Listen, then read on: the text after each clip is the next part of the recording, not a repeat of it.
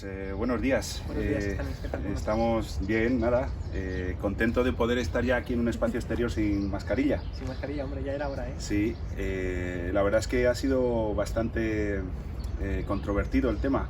Sergio, ¿tú cómo lo ves? Sí, ha sido controvertido, pero realmente con el nivel de vacunación que estamos alcanzando, la velocidad que llevamos, que la mayor parte de las personas que eran propensas a tener una infección con un pronóstico peor están vacunados ya, pues bueno, pues yo lo veo una buena medida, sobre todo sabiendo que la transmisión del virus en espacios abiertos es mucho menor, sobre todo sabiendo que existen estas pequeñas excepciones, que es cuando estamos a una distancia de menos de 1,5 metros con no convivientes, etcétera. Lo veo una buena medida para que la gente también vaya viendo que la cosa va un poco mejor y que además que no estamos tan restringidos como antes, que ya hacía falta. Sí, no, la verdad es que yo también, o sea, muchas veces ibas por el campo, vas tú solo, o vas andando por el parque y vas tú solo y te decías, ostras, en la playa.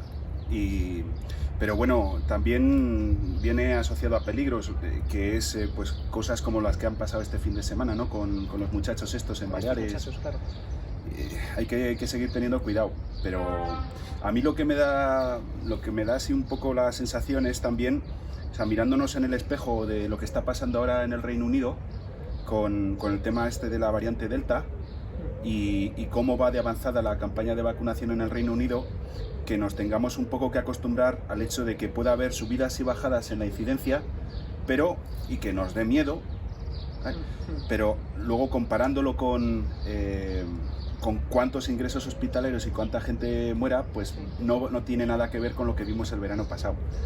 Exacto, sí, yo creo que habría que ir pensando también en un poco pasar de esos datos en los que se habla de la incidencia poblacional por cada 100.000, hablar también un poco de los datos de ingresos hospitalarios, como tú decías, o incluso de defunciones, también para darle un poco más de peso con respecto a los otros. Es importante, porque siempre puede haber pues alguna persona que no se haya vacunado o que no tenga la pauta completa, sobre todo ahora con estas personas de mayores de 60 años que están esperando la vacuna de AstraZeneca, que tiene más meses, digamos, de espacio entre la primera y la segunda dosis, pero sí que es cierto que cada vez las infecciones se dan en gente que no tiene tantas complicaciones y por tanto es más restrictivo.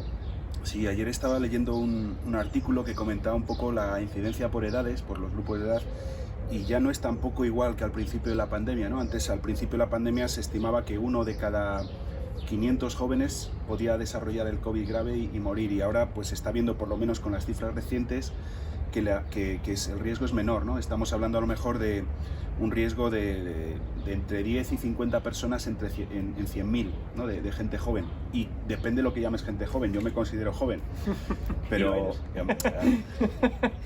el tema es, no soy lo mismo, no tengo el mismo riesgo yo que el que tienes tú o el que tiene, por ejemplo, pues un alumno en clase, ¿no? Pues a lo mejor en mi caso es 1 de cada 50 y en un alumno de 18, 19 años, pues a lo mejor estamos hablando, pues eso, en 5, 8, 10 de cada 100.000. Y bueno, pues existe, igual que hablamos del tema de los trombos, cuando el tema de AstraZeneca, ¿no? Y cuando se paró la vacunación para hacer un estudio de a ver cuántos casos había en Europa en la gente que se la habían administrado, y se veía pues que el riesgo era mínimo, ¿no? Pero había un riesgo, ¿no? Y eso fue suficiente como para cambiar la pauta de vacunación, y en vez de administrarse la gente menos de 60, ¿no? Creo que era. Sí, pues que fuera a partir de entonces de mayores de 60. Pues con esto es un poco la misma idea. O sea, tenemos un riesgo muy bajo, pero tenemos más riesgo todavía que el riesgo de sufrir trombos, ¿no?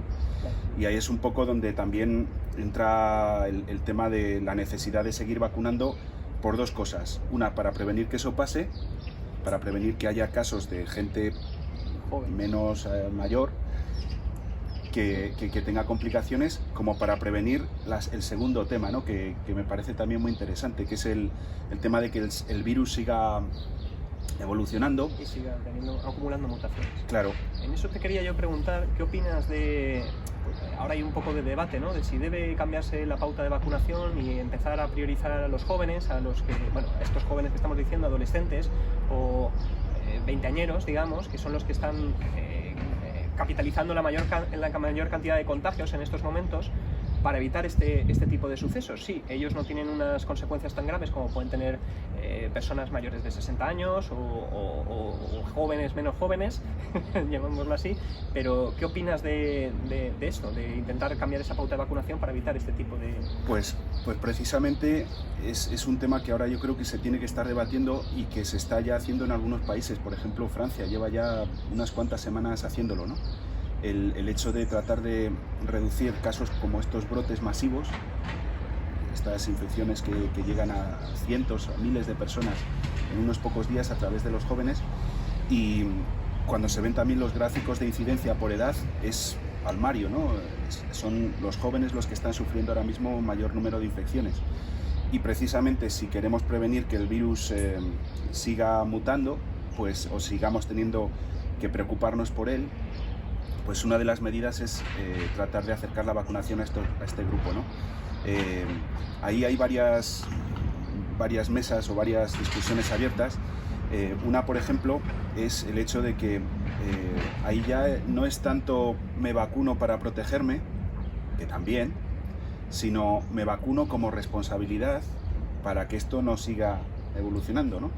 Y otro aspecto es que, si bien es verdad que las vacunas protegen y reducen la posibilidad de que una persona se infecte y que infecte a otras, no es un 100% de eficacia, ¿no? Entonces, bueno, pues va a seguir el debate, pero yo creo que es ineludible. Hay que, sobre todo en las épocas que estamos, ¿no? Debería de... Todas las vacunas, en vez de estar en el frigo, deberían de estar ya en los brazos, ¿no? Tenemos que tener eso en mente y tratar de agilizar la vacunación para que hechos como el que se está ahora viviendo pues no sigan ocurriendo a lo largo del verano o al final del verano con cara del otoño, que será, como vimos el año pasado, un posible escenario donde suban nuevamente los casos. Además de esto, otro aspecto relacionado con lo de las vacunas es que el virus intrínsecamente, y esto lo conoces mejor, lo conoces muy bien de primera mano, es que el virus, para existir, intrínsecamente muta. O sea, cualquier célula que produce un virus tiene unas pequeñas variaciones, sobre todo el virus RNA. Claro. Desde luego. Y el tema de las cuasiespecies, ¿no? que también hemos comentado muchas veces. Sí, es un tema muy interesante y vamos, algo que hay que tener en cuenta porque es algo que va a ocurrir.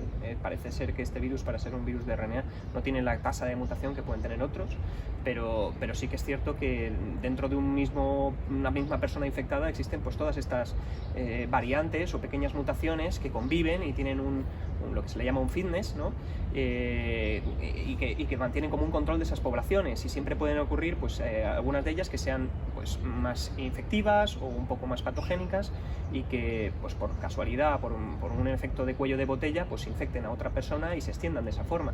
Es un poco lo que hemos visto con estas últimas variantes que están un poco teniendo más en vilo a la comunidad científica y bueno, y a la sociedad en general, porque al final esta ha sido una pandemia que se ha trasladado directamente uno a uno a la sociedad directamente, y es, por ejemplo, la variedad Delta, ¿no? Que está, que como tú comentabas, está un poco también causando algunos tipos de debates en Reino Unido, donde el nivel de vacunación es muy alto, o incluso en Estados Unidos también se ha estado comentando, pero sí son cosas que hay que tener en cuenta. Y también yo creo que es necesario el seguir desarrollando las vacunas, no quedarnos simplemente con estas que tenemos, sino seguir desarrollando vacunas que precisamente intenten aumentar ese grado que como estabas comentando tú, en el que se impida que la persona que está vacunada también contraiga el virus o pueda por lo menos contagiarlo, ¿no? No sé qué opinas tú. Sí, mira, curiosamente esta mañana venía escuchando la radio y estaban hablando de una variedad, ¿no? Una variante de momento bajo vigilancia nueva, ¿no? Que es una variante que le llaman Lambda, que es originario, se ha descrito ya hace unas cuantas semanas en Perú, y que parece que está pues nuevamente, ¿no? Con el efecto que estabas comentando, hay un efecto fundacional, que es posible que en un contexto, cuando hay otra variante previa circulante y llega una nueva que tenga propiedades ligeramente distintas o mejoradas, que no tienen por qué ser más patogénicas, pues parece que desplaza, ¿no? a las anteriores. Es algo que se ve con todos los virus y es algo consustancial a la virología. Es pues que muchas personas se alarman y ostras, todo el rato variantes, ¿no? Lo que también nos tiene que hacer pensar el tema de las variantes es que no sea como el cuento de Pedro y el lobo, de que una variante nueva nos llevamos las manos a la cabeza, hay que... Porque es un peligro. Claro, sí. Que entras en el peligro de dejar de preocuparte o de dejar de, no tener miedo, pero sí, pues estar vigilante, ¿no? Y estar vigilante en el sentido también de, en caso de que pues haya necesidad de evolucionar en el tratamiento, pues tratar de desarrollar cosas nuevas. Exacto. Yo creo que además las farmacéuticas están bastante puestas en esto. Como ya sabes, ellos están trabajando en comprobar cada nueva variante de estas que aparece y que puede estar causando revuelo, digamos, a nivel mediático. Ellos están comprobando qué efectividad tienen sus vacunas con estas variantes, qué modificaciones habría que hacer si es que hubiera que hacerlas para una supuesta tercera dosis, o cómo cambiar la pauta vacunal para los nuevos vacunados y que sean más efectivos contra estas variantes. Lo que pasa es que también hay que darle tiempo al proceso científico, porque no los datos que se hacen deprisa y corriendo sin haber tomado los datos como deberían ser, pues no son válidos tampoco, no ayudan, básicamente.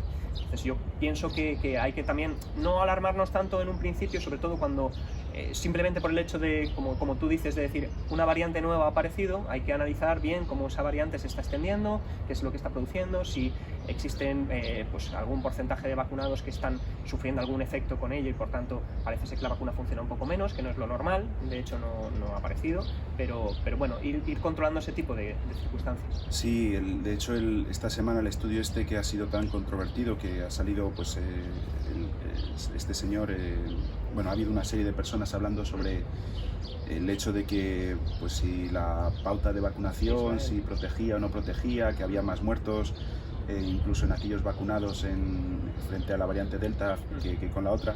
Pues ahí es siempre también un tema muy controvertido, porque una cosa es hablar de porcentajes de incremento y otra es hablar de los números reales, ¿no? Que supone, por ejemplo, en una población de, pues no sé, de 1 millón de personas vacunadas, el pasar de 2 o de 5 infecciones severas a 6 o 7, y de esas también hay que ver cuántas de ellas fallecen, y si ese número es significativamente importante y se da en todos los lugares, que no tenga que ser un hecho asociado a un contexto geográfico, como para tomárselo suficientemente en serio y poner fuerza para que realmente esa campaña de vacunación en ese contexto determinado pues tenga que funcionar bien con terceras dosis o con lo que sea.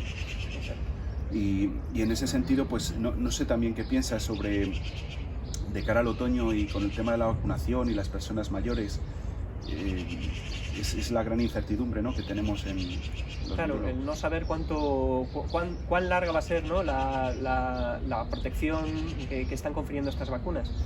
Bueno, eso habrá que ir analizando los estudios que realiza cada una de las farmacéuticas o que se están realizando sobre las personas vacunadas, sobre todo también teniendo en cuenta aquellas que han pasado los ensayos clínicos y que llevan más tiempo vacunadas, un poco viendo cómo evolucionan, y en base a eso, ¿no?, pues decidir si dar una tercera dosis, si esa tercera dosis debe ser exactamente igual que las 2 primeras que se han conferido, si es mejor una de esas variaciones que están realizando las farmacéuticas sobre algunas de ellas, sobre todo de las vacunas de RNA, para tener una mejor cobertura sobre las nuevas variantes, etcétera. No sé qué opinas tú. Sí, no, y uno de los temas que se comentan también es hasta qué punto, por ejemplo, un nivel de anticuerpos refleja la capacidad de una persona de protegerse frente al virus, ¿no? Y es algo mucho más complejo, que también no se está interiorizando, yo creo, que lo suficiente. La inmunidad es un hecho mucho más complejo que tener solamente anticuerpos. Es muy importante, claro que sí, pero no es la única cosa, ¿no? Es un poco el tema en debate ahora. Lamentablemente es probable que de cara al otoño, pues, o de cara a que vuelva a haber nuevas olas, haya casos en residencias o en personas ya muy mayores, en los que pues cualquier complicación en el contexto de una infección como esta pues les cause culpa de verdad. Sí, un desenlace fatal, sí. Sí, es así, y por eso es por lo que recordaba antes que es interesante el continuar investigando en nuevos tipos vacunales distintos, no solo nuevas dosis de estas vacunas, sino en el desarrollo de otros complejos vacunales que pueden tener propiedades distintas o que pueden activar, por ejemplo, una mayor respuesta celular en la inmunidad, o realizar algunos tipos de actividades, vamos, algunos tipos vacunales que pueden tener otras ventajas con respecto a las que tenemos actualmente. Es interesante el no dormirnos, digamos, no quedarnos pensando, bueno, ya está hecho, tenemos 6 vacunas que están funcionando bastante bien, muy bien, en otras partes incluso más, y punto, ya con esto ya hemos cumplido. No, hay que seguir trabajando en ello, hay que seguir facilitando que se pueda trabajar en ello, por lo menos es mi opinión, y dando el dinero y los recursos a esta gente para que desarrollen pues otro tipo de complejos que pueden ser mejores y pueden ir sustituyendo a las que tenemos ahora, si es que es necesario o no, quién sabe, pero hay que estar preparado para ello. Durante la pandemia fuiste una de las personas, yo creo que del CEU, que más tuvo acceso a seguir trabajando en el laboratorio, y de las pocas que estaban ahí día y noche con la pipeta prácticamente, trabajando en el desarrollo de un proyecto para encontrar nuevos materiales frente a los virus. ¿Qué supuso para ti pues, este hecho, ¿no? El hecho de encontrarte un poco solo ante la situación, y qué es lo que has extraído de todo, cómo has visto, cómo se ha financiado, cómo se ha acelerado la investigación para tratar de sacar algo durante la pandemia? Sí, bueno, en primer lugar a nivel personal fue un poco como andar por el desierto, ¿no? Porque esto era un poco todo el campus vacío, era complicado bueno, hacerse en ese momento un pase, ¿no? para considerar que el trabajo que estabas haciendo era necesario en ese momento, cuando todo el mundo teníamos que estar en casa. Pero lo que se ha visto ha habido un boom, digamos, en todas las investigaciones con coronavirus, hablando como comentabas del dinero. Sí que ha habido un esfuerzo muy importante, yo creo, de la comunidad científica, incluso de gente que estaba bastante alejada de lo que es la virología o la inmunidad, pero que pensaba que, bueno, pues que lo que hacía en su laboratorio pues podía aportar un granito de arena, o aunque fuera facilitar, pues no lo sé, cualquier tipo de circunstancia que tuviesen los pacientes enfermos, o aportar algún tipo de tecnología que creían importante para poder desarrollar algún antiviral, o simplemente facilitar las librerías de fármacos que tenían para saber pues, si por casualidad alguno de ellos era capaz de inhibir la entrada del virus, o de producir un descenso de la mortalidad, o de terminar antes con la infección, etcétera. Y yo creo que fue muy importante, vamos, que desde la comunidad científica se echó el resto, se fue a por esto, y se hizo todo lo que se pudo en ese contexto. Y entre nuestro caso, pues bueno, pues estamos intentando desarrollar estos materiales que esperamos que puedan pues, aportar ese granito de arena para poder tener pues, unas superficies que puedan ser antivirales, que se puedan utilizar en diferentes contextos y que faciliten a la menor transmisibilidad, en el sentido de no solo de este virus, sino de muchos de ellos, y que puedan pues en ese caso aportar pues eso, esa ayuda que nunca viene mal. Y relacionado con eso, Dime. estás en la última fase de tu proyecto de tesis, y bueno, pues en tu caso pues el tema de la virología es un tema muy vocacional y un tema que disfrutas. ¿Qué enseñanzas has sacado de la pandemia desde el punto de vista de un virólogo que está haciendo la tesis, y qué retos o qué sugerencias podrías hacer a una persona que se plantea enfrentarse a una tesis o a un estudio desde el punto de vista de la virología? Pues, a ver, ahora sinceramente parece que la virología va a ser un tema de moda durante unos años, ¿no? Y creo que poco hace falta para concienciar a la gente de la importancia que tiene sobre nuestra sociedad. Yo creo que, a ver, esta pandemia sí que ha sido como un punto de inflexión muy grande, porque ha afectado a la sociedad a puntos inimaginables. Por lo menos yo no imaginaba nunca encontrarme en una situación como la que nos encontramos hace un año y medio, ¿no? Pero sí que es cierto que ha remarcado lo que ya veíamos viendo desde hacía tiempo, la cantidad de enfermedades emergentes que van surgiendo de forma periódica y que amenazan en mayor o menor grado nuestra convivencia, digamos, o nuestra sociedad tal y como la conocemos, ¿no?